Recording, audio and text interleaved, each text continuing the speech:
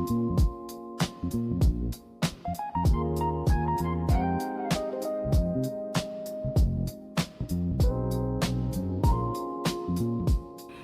everyone and welcome back to my channel.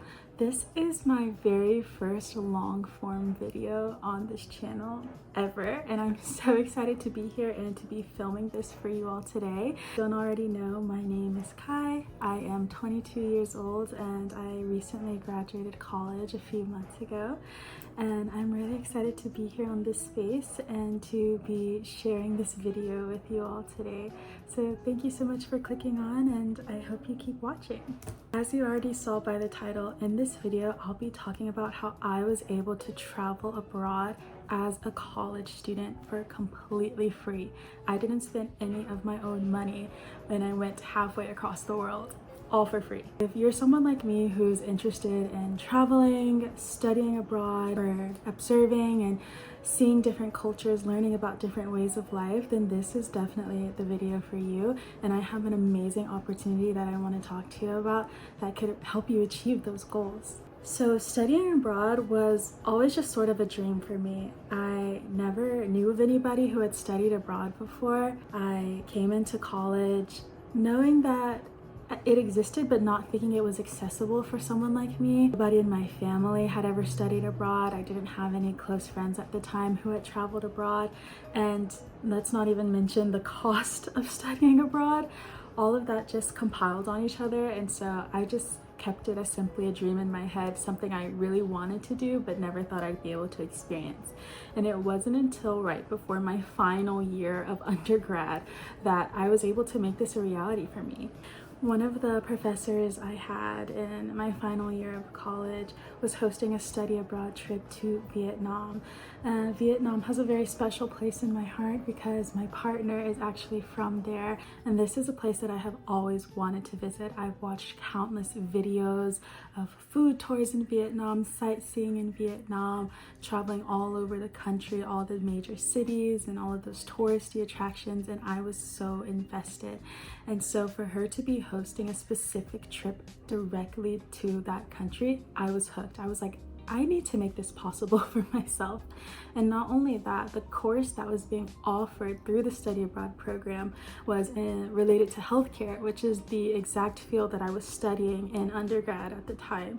And so those two things together just made this trip seem like the perfect opportunity for me. But still, I had those lingering doubts. I never had any role models in my life. I didn't have the financial resources to make it possible. And it wasn't until her guidance and her advice pointed me in the direction of the Benjamin A. Gilman International Scholarship Program. Very long name, so I'll shorten it to the Gilman program for the sake of this video. Before I talk about the specifics of that program, I do just want to go over my study abroad trip itself, because who wouldn't want to see more about that, right? So for about a month this past June, we traveled all over the country of Vietnam. We started in Hanoi, the capital city, and we spent a few days there. I was able to experience the bustling night markets and just the rich, active culture there. I visited Beer Street. That's a really popular tourist space as well. After spending some time in Hanoi and getting our bearings, we then traveled up north to Sapa, which is one of the northernmost cities in Vietnam. It's very close to China, so if you were ever in Sapa, you could hop over to China very easily. It is a mountainous community, it's more rural based, and there is a huge tradition and very rich culture of foraging and growing rice, which is one of the main crops of the country. And Sapa really just blew my mind. The views are absolutely breathtaking. Right outside your window are these huge valleys and mountains and canyons, and you're in the cloud bank most of the time. We actually did a 2-day trekking excursion literally in the mountains of Sapa. I was wildly unprepared for what was to come, and wow, did it kick my butt. We were literally climbing on the sides of mountains with no equipment. There was mud, there was rain, there were rice paddies, like literally hands and feet crawling across the mountain with the help of local guides.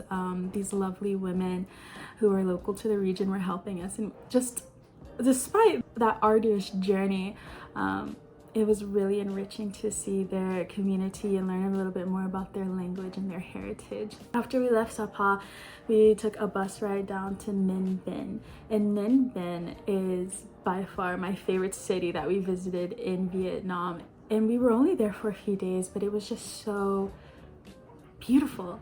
It's very heavily focused on nature. Everything is very natural, serene, and quiet. There's barely any people there, at least in the area that we were at. You could just see vast valleys and these plains and hills as far as the eye can see. We were riding bikes through the city, and it was just a very beautiful, calm vibe, and I love the accommodations we stayed at.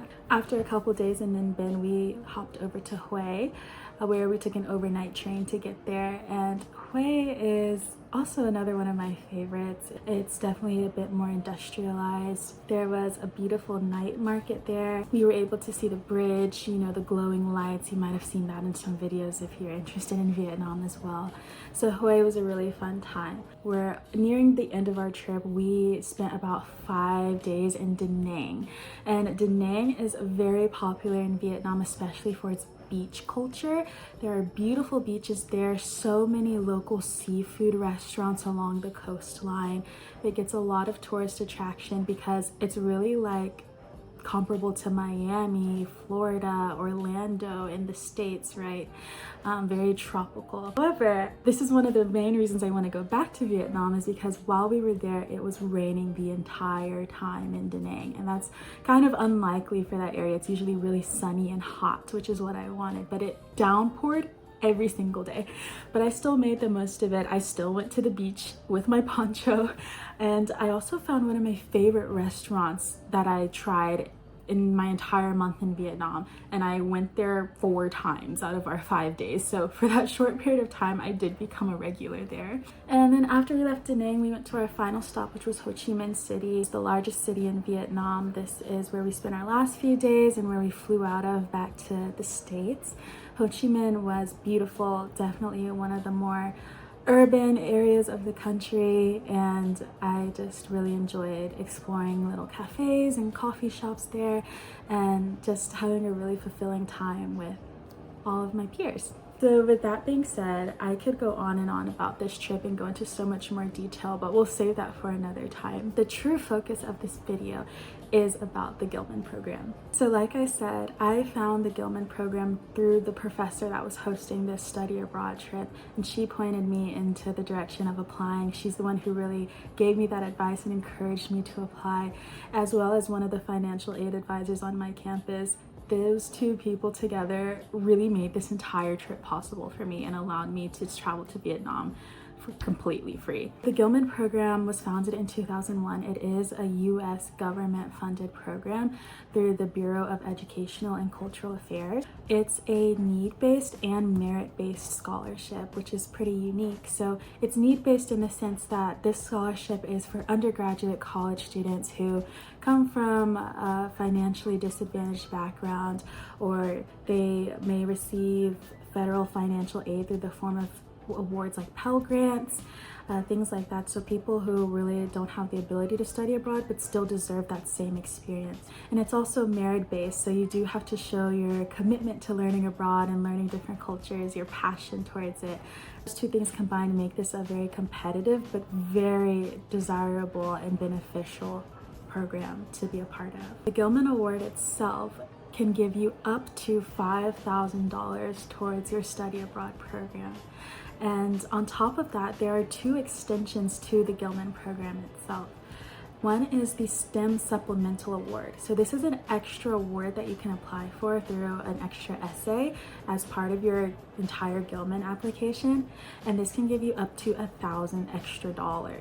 And so this is if you are maybe majoring in or studying a STEM related field, and while you're abroad, you'll be conducting research with your professor. If you just write an essay to describe that research and what you'll be doing, and that puts you in the running to get up to another extra $1,000. The second extension is the Critical Language Award. And so this is an extra award of up to $3,000 on top of what you would have gotten from just the Gilman Award, right? And this is if you will be going to your country of interest and studying what the Gilman program describes as a critical need language. And these are languages that they deem important to the US national security. So these languages include ones like Japanese, Korean, Hindi, Urdu. If you'll be going to a country that speaks some of those languages, there's a full list on their website. You can apply to this award and describe how you'll be studying that language and how you'll use it in your future prospects and goals. And then all of that compounded, you can rack up a lot of extra money that's really helpful for your study abroad experience. And these funds can be used for almost everything related to your study abroad program. The program's tuition, of course, your room and board while in country, your local transportation in country, even your plane tickets and your passport and visa fees can also be included in the funds. So you can really get a lot of the costs and burdens covered by the Gilman program if you choose to apply. Speaking on some of my own personal experience, I actually had to apply to the Gilman program twice. The first time I applied, I didn't get anything, not a single dollar. I was not awarded any type of scholarship or funding, and I was really devastated. I kind of took that as, oh, okay, the universe is telling me I don't need to be studying abroad. I always knew and thought that it would be a dream, so this is how it's meant to be. But again, with the help of my study abroad advisor and that professor, I was able to reapply, change up my essays, retype everything, and just really put my best foot forward. And from that, I was able to get enough money to cover my entire trip. So as I wrap up this video here, I just want to talk about why you should choose the Gilman program or even consider applying to it. Gilman program is so beneficial to college students because it allows us to achieve those goals and dreams of making connections internationally without worrying about the burden and stress of financial hurdles. On top of that, the advisors for the Gilman program are so sweet. They're very supportive and interactive and intentional with the students. And if you ever run into a problem, they're there to help you. And lastly, the Gilman program also has a Gilman alumni program. And so if you receive a scholarship from the Gilman program at the conclusion of your study abroad trip, you're automatically invited to their Gilman alumni program. And from that just opens an entire network of other Gilman scholars who have traveled abroad just like you. That program is so beneficial, especially as we move forward and graduate college. We're able to make connections with other Gilman scholars and find networking opportunities and jobs and internships and things like that that would never have been available to us if we didn't study with the Gilman. The Gilman program also invites its alumni to different conferences and events all across the nation, and it's just completely free. And because you studied with Gilman, you get invited to these things and get these amazing opportunities to build community and connection and just network for your future career. So I know I've rambled on for quite a little while, so I'm gonna wrap up this video here. But in conclusion, I'll just say, if you have ever thought about studying abroad in your life, ever dreamed of making this happen for yourself, now is the absolute perfect time to start planning it, because the Gilman program's applications for the next cycle open in January of 2026. So over your winter break, I know you're having a winter break and you'll just be at home, start thinking about how much you really want to study abroad.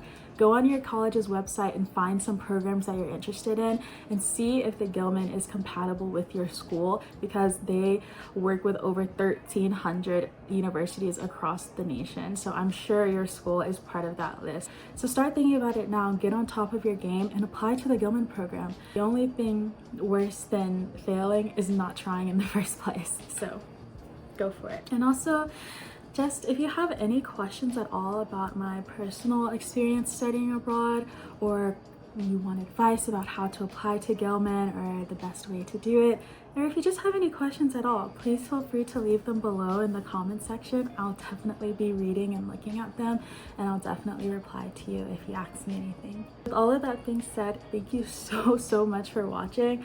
This is my very first long form video on this channel, so I apologize if I like a little all over the place.